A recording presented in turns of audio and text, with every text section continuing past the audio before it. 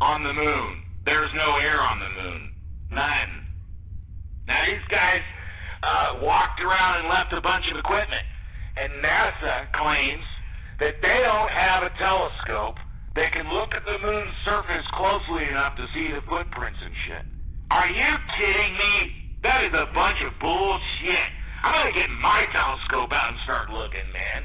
There's flags, there's the lunar vehicle, there's a bunch of footprints and equipment, right? Nobody can photograph it. And where did the goddamn rocks that they brought back? You wanna know where those rocks came from? I'll tell you. That Braun piece of shit from Nazi Germany became involved in our space program.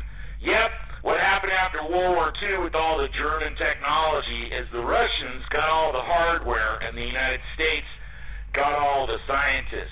That's one of the reasons why the Soviets were able to launch the Sputnik so quickly, but never really did much after that. That's because they were using what they got out of Germany. Where we gobbled up all those goddamn Nazis, took them right out of the trial.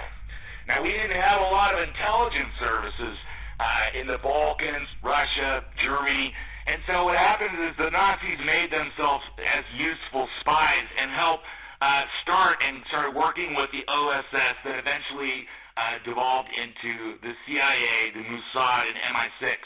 So all of the intelligence agencies are basically prototypes after the old Third Reich. And so the plan that you're seeing right now executed in general with our government is the exact kind of Mein Kampf. It's got some twists to it, but essentially it's the same kind of fascist takeover by the same motherfuckers.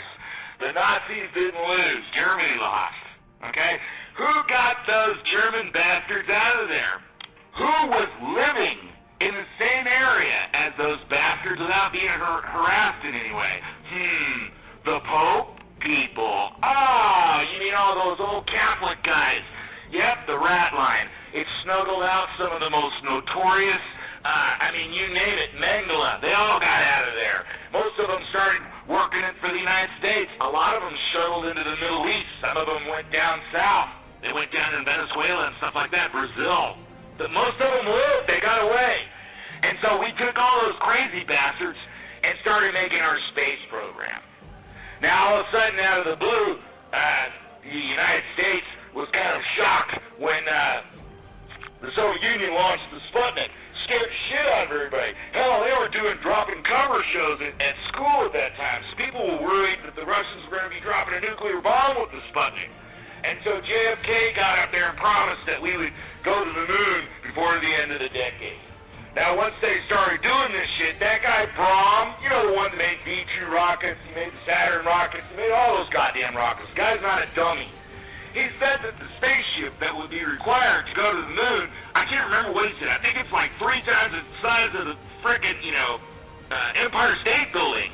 And yet the Saturn rocket was only like 300 feet tall. It didn't have enough fuel to make it there, man.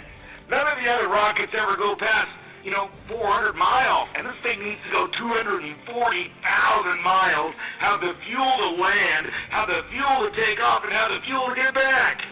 There's no way. He actually recommended that they were trying to make 3 rocket ships. And in fact, if you look at now, it's been how many years since we've been to the moon? If they want to launch something out into outer space right now, they do it off a plane. Sometimes we'll have Russians launch it on their rockets. Notice it's hardware with our technology. But, for Americans, we have it attached to a little jet and drop it off. That's how difficult it is to get shit in outer space. And so what happened is the Sputnik came out, it scared the American population, and so to calm everybody's fears, we had to accelerate the space race.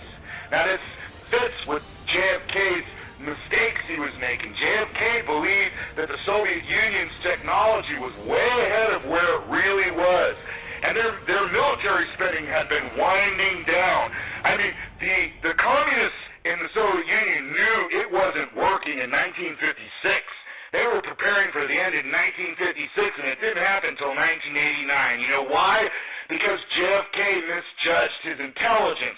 It's always about those goddamn CIA bastards. And so they go around telling everybody they're going to go to the moon, and all these scientists start saying it isn't going to work.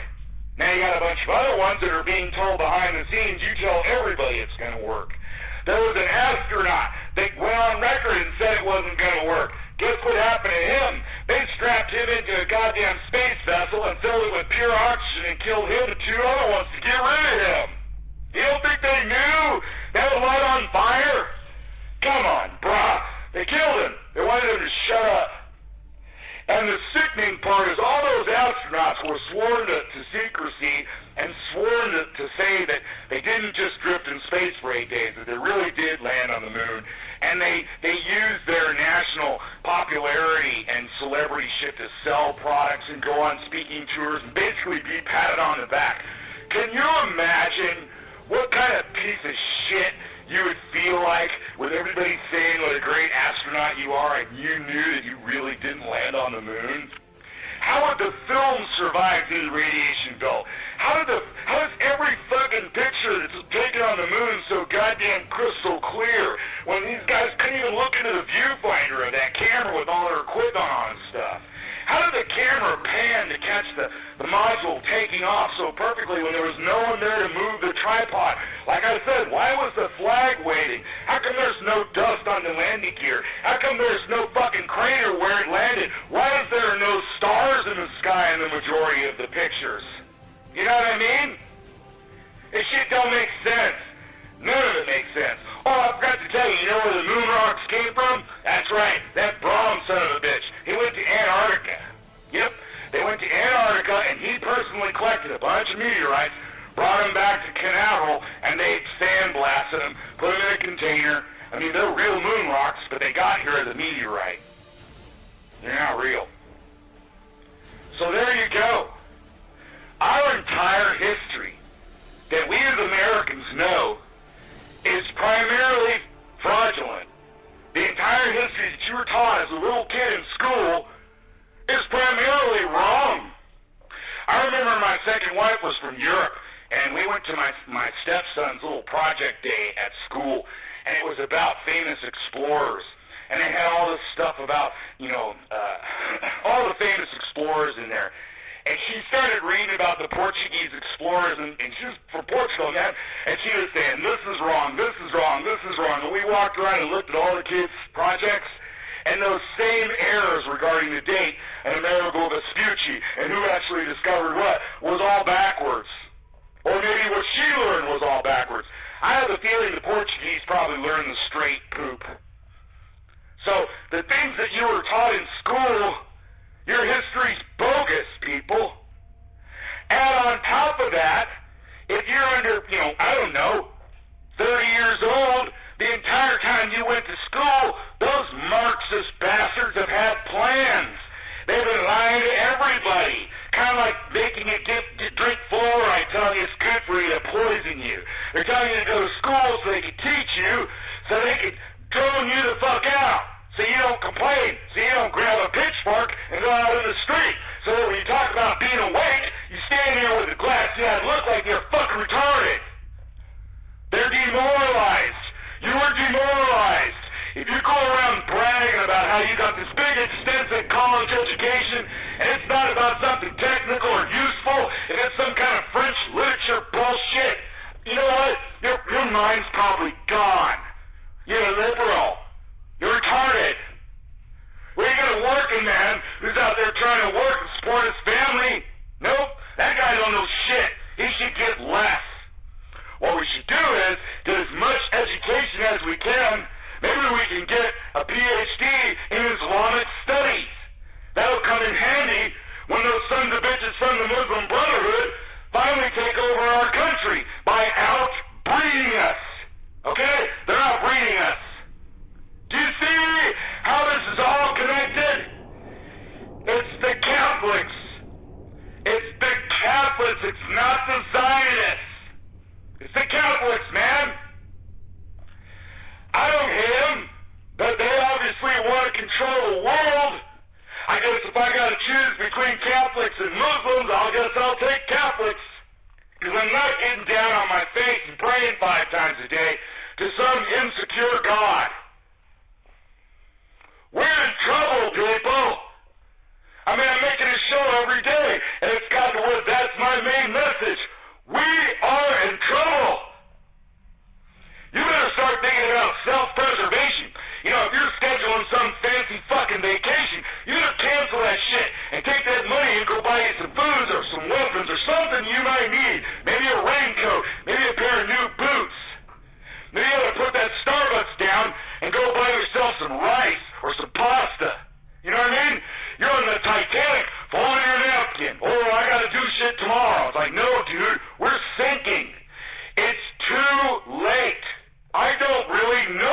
can do.